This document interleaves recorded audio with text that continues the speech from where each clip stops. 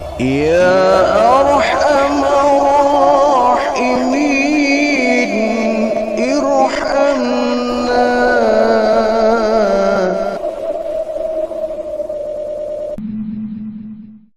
Nabi sallallahu alaihi wasallam qala innama masalul jalisi salih wa jalisi su'i kahamil miski wa nafi'il kiri fahamil miski imma ayuhdiyaka wa imma an tabta'a minhu wa imma an tajida minhu rihan tayyibatan wa nafi'ul kiri imma ayuhriqa thiyabaka wa imma an tajida minhu rihan muntinatan. Muttafaqun alaih. Dari Abu Musa al-Ansari, ia mengatakan bahwa baginda Rasulullah sallallahu alaihi wasallam bersabda, sungguhnya contoh teman duduk yang baik dan teman duduk yang buruk adalah seperti penjual minyak wangi dan tukang besi. Penjual minyak wangi bisa menghadiahkan minyak wangi untukmu, atau engkau membeli darinya, atau engkau turut mendapatkan bau harumnya. Sedangkan tukang besi bisa membakar baju yang engkau pakai, atau engkau akan mencium bau yang tidak sedap darinya. Hadis Bukhari dan Muslim. Di perumpamaan orang-orang yang memilih teman duduk yang baik dan buruknya itu, kata baginda Rasulullah, seperti orang yang duduk bersama orang penjual minyak wangi. Penjual minyak wangi bisa menghadiahkan banyak wangi untukmu, atau engkau membeli darinya, atau engkau paling tidak mendapatkan bau harum darinya. Sedangkan tukang besi, jika engkau mendekati dia, dia akan membakar baju yang engkau pakai, atau engkau akan mencium bau yang tidak sedap darinya. Ini perumpamaan yang diberikan oleh baginda Rasulullah kepada kita. Artinya sebuah pergaulan itu sangat besar pengaruhnya di dalam membentuk karakter dan pribadi seseorang. Pergaulan akan sangat berpengaruh terhadap terbentuknya pribadi seseorang. Maka dari itu kita harus pandai-pandai menjaga pergaulan. Baginda Rasul mencontohkan ada dua orang, yang satu menjual minyak wangi, yang satu sebagai pandai besi. Kalau kau salah milih mendekati orang, kau akan mendapatkan akibat yang berbeda. Kalau engkau mendekati tukang minyak wangi, kau bisa mendapatkan wangi darinya. Entah kau bisa membeli minyak wanginya, atau paling tidak meskipun kau nggak membeli minyak wanginya, karena kita dekat dengan tukang minyak wangi, tidaknya kita mendapatkan aroma wanginya. Kita mendapatkan aroma wanginya, walaupun kita nggak ikut membeli minyak wanginya. Itu berarti pengaruh yang bagus ya. Sementara kalau kita bergaul dengan pandai besi, kau pun akan mendapatkan akibatnya. Kalau kau mendekati dia, kau bisa terbakar bajunya. Atau kalau nggak terbakar, kau mendapatkan bau dari asapnya yang tidak sedap. Dan itu buruk bagimu. Jadi oleh karenanya kita harus jangan salah pilih teman. Sebab kata baginda Rasul, ar-rajulu ala dini khalilih. Teman itu akan mengikuti agama dari teman dekatnya. Falyanzur ahadukum may yakhalil. Maka hendaknya kau perhatikan dengan siapakah engkau bergaul. Ini dari baginda Rasul ya. Karena yang namanya pergaulan itu sangat besar sekali pengaruhnya terhadap pembentukan pribadi dan karakter orang. Jangan sampai kita salah pilih teman. Jangan sampai kita memilih pergaulan. Kalau kita salah memilih pergaulan, maka akibatnya akan sangat besar dalam kehidupan kita. Falyanzur ahadukum may yakhalil, kata baginda Rasul. Hendaknya engkau memperhatikan dengan siapakah engkau bergaul. Kalau dia bergaul dengan orang-orang yang baik, akan menjadi baik. Tapi kalau engkau bergaul dengan orang yang jahat, kau akan menjadi orang jahat pula. Al-Quran, Al-Kahfi ayat 28 mengatakan bahwa wala tuti' man aghfalna qalbahu. Janganlah engkau mengikuti orang-orang yang hatinya telah kami lalaikan al-dzikrina, dari mengingat kami. Ini juga merupakan etika dalam pergaulan. Jangan sampai kita salah memilih teman. Kita tentu harus memiliki kepribadian yang tangguh ya. Harus memiliki kepribadian yang kuat. Kepribadian yang tangguh, yang kuat, yang bisa menopang diri kita. Kalau tidak, kita akan gampang hanyut dalam pergaulan. Kalau kita bergaul dengan orang yang baik, insya Allah akan ke bawah baik. Bergaul dengan orang yang suka ngaji, insya Allah kita akan suka ngaji. Bergaul dengan orang yang suka di pengajian, kita akan suka dengan pengajian. Bergaul dengan orang yang suka ke masjid, kita pasti insya Allah akan suka ke masjid. Bergaul dengan orang yang suka maksiat, kita juga akan gampang ke bawah maksiat. Bergaul dengan orang-orang yang suka meninggalkan sholat, ya kita juga akan cepat atau lambat akan ikut meninggalkan sholat. Bergaul dengan orang yang tidak berpuasa Ramadan, ya kita juga akan ke bawah. Kalau kita tidak memiliki kepribadian yang tangguh. Sehingga kata Allah Subhanahu wa taala, wala tuti' man aghfalna qalbahu an dzikrina. Janganlah engkau mengikuti orang-orang yang hatinya telah kami lalaikan dari mengingat aku. Janganlah engkau bergaul, mendekati orang-orang yang dia menjauhkan diri kepada Allah. Yang ini bahaya. Karena kalau kita mendekati mereka, cepat atau lambat kita akan terbawa kalau kita nggak punya kepribadian. Sering sekali diibaratkan ya bahwa kita ini seperti ikan ya. Ikan hidup. Ikan kalau dia hidup, biarpun dia tinggal di lautan sampai puluhan tahun yang airnya asin, ikan tidak akan ikut menjadi asin. Kenapa? Ikannya ikan hidup. Dia tinggal dimanapun tidak akan diwarnai oleh lingkungannya, ikan hidup. Dia tinggal di air yang manis tidak akan ikut manis.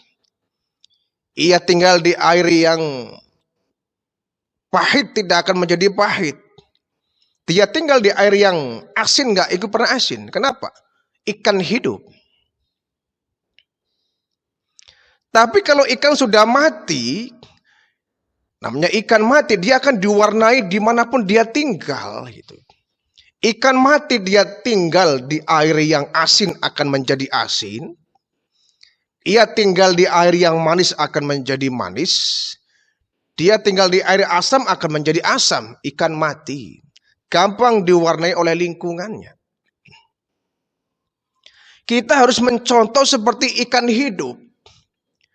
Dia tinggal dimanapun tidak akan diwarnai lingkungan. Dia tinggal di air asin di lautan sampai puluhan tahun. Karena dia hidup nggak akan asin badannya. Kita pun demikian. Kalau kita punya kepribadian yang mantap, sebetulnya kita bergaul dengan orang jahat pun boleh-boleh saja. Kita bergaul dengan orang yang tidak baik, insya Allah kita tidak akan bisa terbawa tidak baiknya kalau kita punya kepribadian.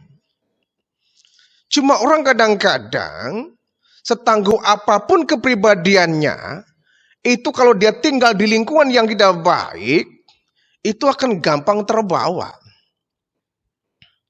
Maka yang perlu adalah bagaimana kita membangun jati diri. Kita membangun kepribadian, membangun jati diri, sehingga kita tidak gampang diwarnai oleh lingkungan kita. Kalau kita orang yang imannya lemah, imannya dangkal, imannya tipis, tinggal di lingkungan yang tidak baik, gampang cepat berubah itu. Tapi kalau iman kita kuat, iman kita tangguh, iman kita hebat, iman kita kokoh, tinggal di lingkungan yang tidak baik, insya Allah kita akan menjadi tetap baik. Jadi iman ini yang menjadi modal utama kita membentuk kepribadian. Jadi anak-anak kita terutama ya, mereka jangan sampai salah gaul. Zaman sekarang itu akan sangat sulit ya membedakan mana pergaulan yang baik, mana pergaulan yang tidak baik. Mana orang yang menyesatkan, mana orang yang membawa kepada kebaikan, sekarang itu hampir sulit dibedakan. Orang kadang-kadang tampangnya baik, tampangnya sopan, berwibawa, beradab, tapi ternyata itu kulit ya. Sebaliknya ada orang yang tampangnya biasa, bahkan seperti preman ya, tetapi hatinya baik. Jadi kita jangan tertipu dengan penampilan. Ya. Satu hari ketika baginda Rasulullah sedang duduk bersama sahabat, datang orang ya, dengan berpakaian mewah, berpakaian yang mencolok dan mewah, orang kaya ya, orang takjir, orang yang berada. Ketika lewat berlalu, Nabi bertanya, wahai kawan-kawanku, saudaraku, menurut kalian tadi yang lewat itu seperti apa?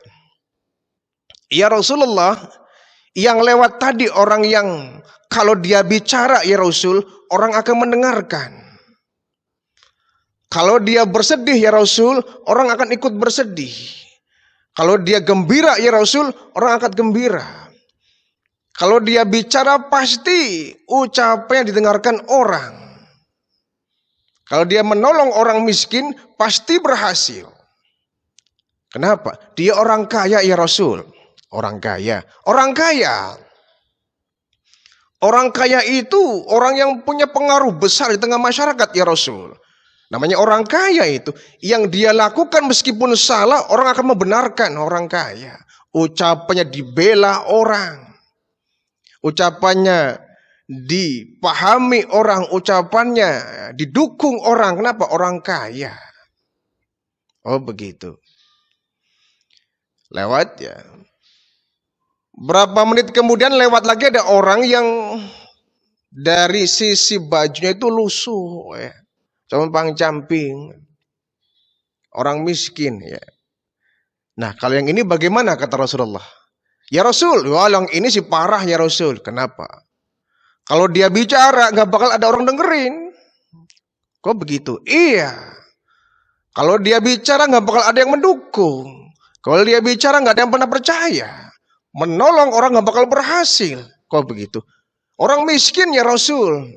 Orang miskin. Orang miskin. Nah, di akhir pembicaraan ini baginda Rasul menyampaikan kesimpulan, janganlah kalian tertipu dengan penampilan. Jangan kalian tertipu kepada penampilan. Belum tentu orang yang penampilannya bagus dia orang baik. Dia baik bagi kalian, belum tentu. Pun demikian belum tentu orang yang pakaiannya biasa, pakaiannya lusuh itu orang yang tidak baik buat kalian, belum tentu. Karena penampilan tidak selalu menunjukkan keasliannya. Kita sering menghadapi orang yang topeng ini. Kita sering mikir ini orang asli mukanya apa dia topeng itu. Kelihatannya dia baik, tapi ternyata dia menjerumuskan kita. Itulah kemudian kita harus jangan salah pilih teman.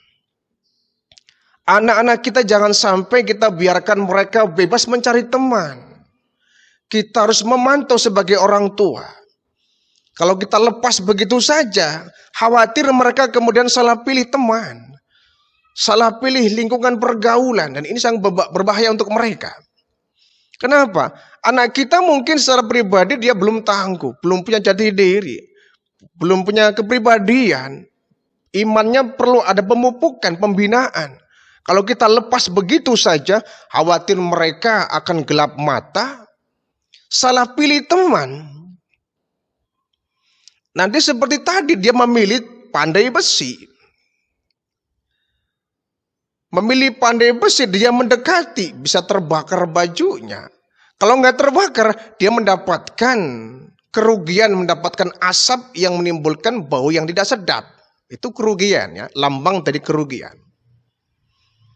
Nah, kalau kita memilih tukang minyak wangi, walaupun kita nggak ikut beli minyak wanginya, tapi paling tidak kita dapat kecipratan baunya.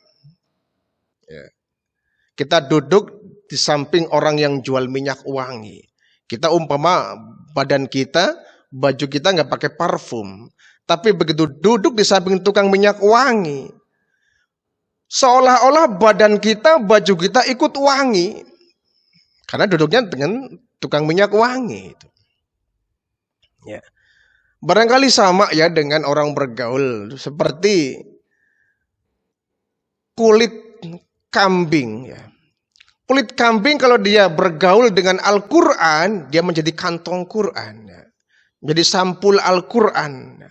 Dihormati tuh kulit kambing itu kan harganya murah dan hina. Ya. Kulit kambing.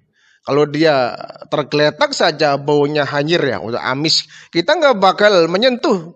Tapi ketika kulit kambing dia bergaul dengan Al-Quran, menjadi kantong Quran, menjadi tas Al-Quran, menjadi sampul Al-Quran, ya, kulit kambing yang hina itu menjadi dimuliakan, dipakai minyak wangi, ditaruh tempat yang terhormat, mau diambil dicium dulu. Dibawa dengan penuh hati-hati dan hormat. Kulit kambing bergaul dengan Al-Quran, mujur nasibnya. Bayangkan kulit kambing bergaul dengan kayu, jadi beduk, sial nasibnya itu.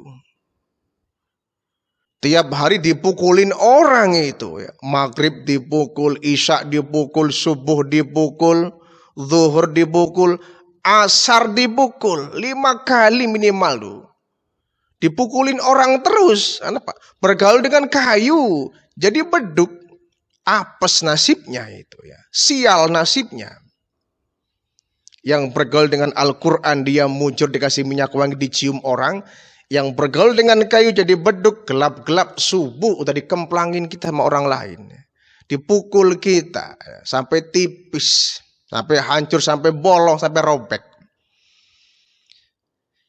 Jadi anak kita harus kita pantau ya. Jangan sampai mereka bergaul dengan orang yang tidak baik. Ya.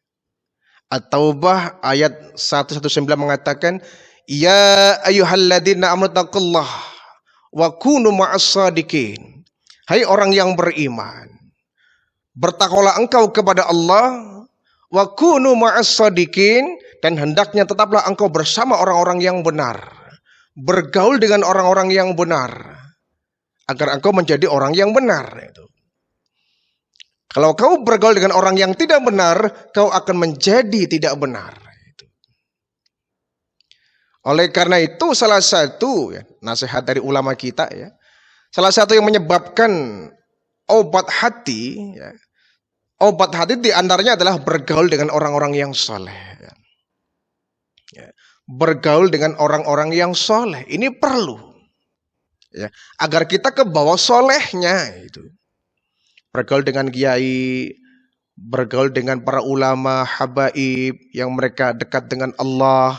Supaya kita mendapatkan keberkahan. Kita ikut menjadi solehnya. Insya Allah kalau kita bergaul dengan orang yang soleh, kita akan kebawa menjadi orang-orang yang soleh. Dia datang ke masjid, kita ikut ke masjid. Mereka datang ke pengajian, kita ikut ke pengajian. Mereka pegang Al-Quran, kita pun tertarik ikut memegang Al-Quran. Ya minimal megang dulu ya. Pegang aja dulu, nanti bacanya nanti. Gitu. Dipegang dulu minimal ya. Mereka bersedekah, kita ikut bersedekah ya. Terinspirasi dengan mereka. Ya. Tetapi kalau kita bergaul dengan orang yang suka nenggak minuman keras, kita awalnya nggak doyan itu, ditawarin ayo minum, enggak saya nggak doyan. Oke, hari berikutnya tawarin lagi, ayo minum sedikit aja, enak kok, nggak apa-apa kok, nggak mabok kok. Oh yang benar, nggak mabok kok, sedikit mah nggak apa-apa, nggak bakal mabok. Nyicipilah kita, satu teguk, satu tetes, dua tetes, lama-lama keasikan, ikut mabok bersama itu. Main judi, awal sih main-main doang itu ya, tidak serius, lama-lama ke bawah, nah, ini berbahaya ya.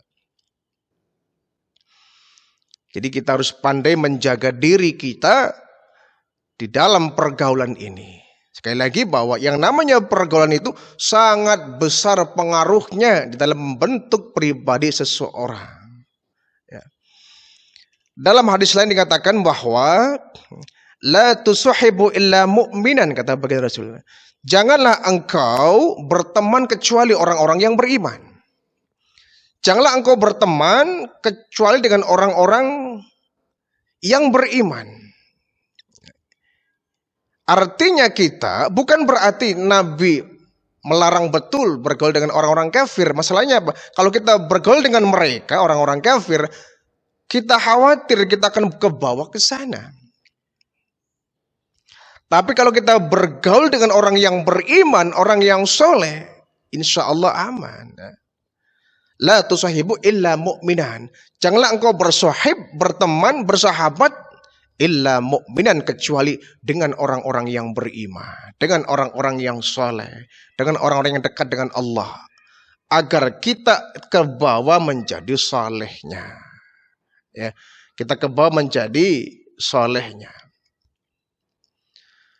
Jadi jangan sampai tertipu kita dengan pergaulan. Karena kadang-kadang orang yang belum punya kepribadian, dia seperti ikan mati tadi, gampang diwarnai oleh lingkungan. Teman-temannya ke utara, dia ikut ke utara. Temannya ke barat, dia ikut ke barat. Temannya pakai baju hijau, ikut pakai hijau. Temannya bikin tato, dia ikut bikin tato umpama. Temannya nenggak minuman keras, dia ikut menenggak minuman keras. Pergaulan. Ya. Kita khawatir jangan sampai anak cucu kita, jangan sampai mereka kemudian salah bergaul. Kalau mereka sudah rusak oleh lingkungannya, kita akan sulit memperbaikinya. Ya. Maka alhamdulillah kalau kemudian kita memiliki niat anak kita dibawa ke masjid, anak kita dibawa ke pondok pesantren, agar mereka diwarnai kepribadiannya dengan pribadi yang baik.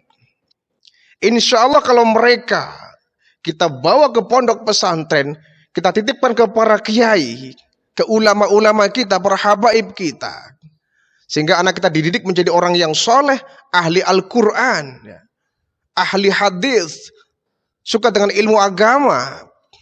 Insya Allah ketika mereka tumbuh dewasa menjadi orang yang pribadinya mantap, pribadinya tangguh, dia punya modal iman yang kuat.